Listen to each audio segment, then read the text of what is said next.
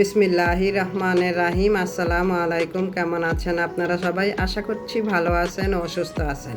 সহজ রান্নাবান্না বিডি থেকে আমি আরজু ইসলাম।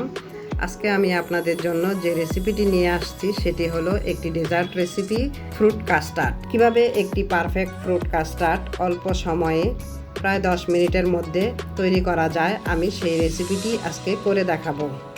যেহেতু এটি ফল ও দুধের সমন্বয়ে তৈরি, তাই এটি ভীষণ হেলদি ও টেস্টি একটি খাবার।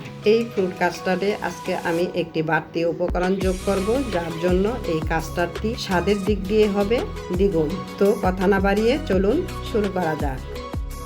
এখানে আমি 1 লিটার গরুর লিকুইড দুধ নিয়েছি। আপনারা চাইলে পাউডারের দুধ গুলিয়েও নিতে পারেন। এই দুধটা যত ঘন হবে ততই কাস্টার্ডের টেস্ট বেড়ে যাবে। সেজন্য আমি এখানে 2 টেবিল চামচ গুঁড়ো দুধ যোগ করে দিলাম।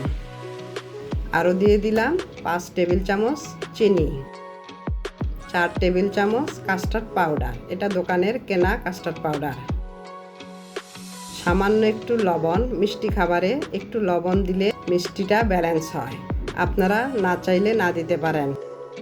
এখন নেড়ে চেড়ে ভালো করে কাস্টার্ড পাউডারটা দুধের সাথে মিশিয়ে নিলাম। এবার হাঁড়িটাকে চুলায় বসিয়ে অনবরত নাড়াচাড়া করতে হবে। নাড়াচাড়া বন্ধ করা যাবে না। নাড়াচাড়া বন্ধ করে দিলে নিচ থেকে পোড়া লেগে যাবে ও দলা পেকে যেতে পারে। নাড়তে নাড়তে দেখুন কাস্টার্ডটা কেমন ঘন হয়ে আসছে।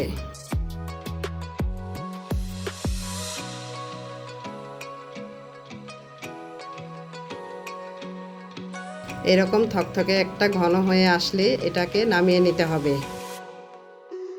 আমার কাস্টার্ডটা জাল করা হয়ে গিয়েছে। আমি আর বেশি ঘন করব না, কারণ ঠান্ডা করার পরে এটা আরও বেশি ঘন হয়ে যাবে। চুলা থেকে নামিয়ে বেশ কিছুক্ষণ চামচ দিয়ে নেড়ে চেড়ে এটাকে রুম টেম্পারেচারে এনে এটাকে আমি ফ্রিজে ঠান্ডা করতে দিব। যখন ফল দিয়ে পরিবেশন করব ঠিক তার আগ মুহূর্তে বের করে নিব। আমার কাস্টার্ডটা ঠান্ডা হয়ে গিয়েছে। আমি কিছু ফল কেটে নিয়েছি, সেগুলো এখন কাস্টার্ডে দিয়ে দিব। কলা, এগুলো লাল আঙ্গুর ছোট ছোট করে কেটে নিয়েছি, আপেল ছোট ছোট করে কেটে নিয়েছি, কিছু আনার দানা খুলে নিয়েছি ও পাকা পেঁপে ছোট ছোট করে কেটে নিয়েছি। পাকা পেঁপে না থাকলে আপনারা পাকা আমও কেটে দিতে পারেন। এখন আমি একে একে সব ফলগুলো এই কাস্টার্ডের মধ্যে দিয়ে দিচ্ছি। আমি এখানে যে যে ফল দিয়েছি তাই দিতে হবে এমন কোনো কথা না। আপনারা আপনাদের পছন্দ অনুযায়ী ফল দিয়ে নিতে পারেন, কিন্তু মনে রাখবেন যে ফলগুলো থেকে পানি ছাড়ে সেই ফলগুলি না দেওয়ার চেষ্টা করবেন, যেমন তরমুজ বা আনারস। তো আমি একে একে ফলগুলো দিয়ে দিচ্ছি।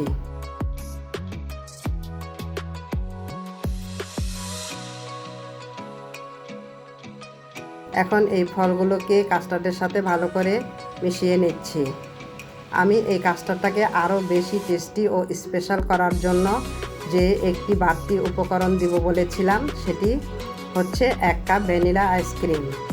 এই ভ্যানিলা আইসক্রিম দেওয়ার কারণে এই কাস্টার্ডের স্বাদ অনেক বেশি বেড়ে যাবে। তা আপনারা বাসায় তৈরি করে না খেলে বুঝতেই পারবেন না। এখন আমি একটি সার্ভিং ডিশে এই কাস্টার্ড বেড়ে নিচ্ছি।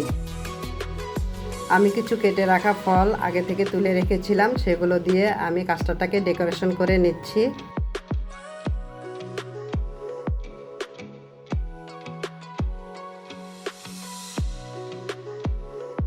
দেখলেন তো, খুব সহজেই তৈরি হয়ে গেল ফ্রুট কাস্টার্ড।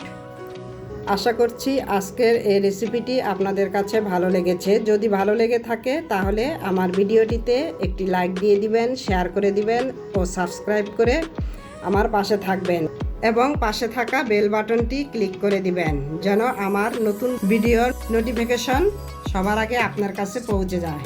আল্লাহ হাফেজ।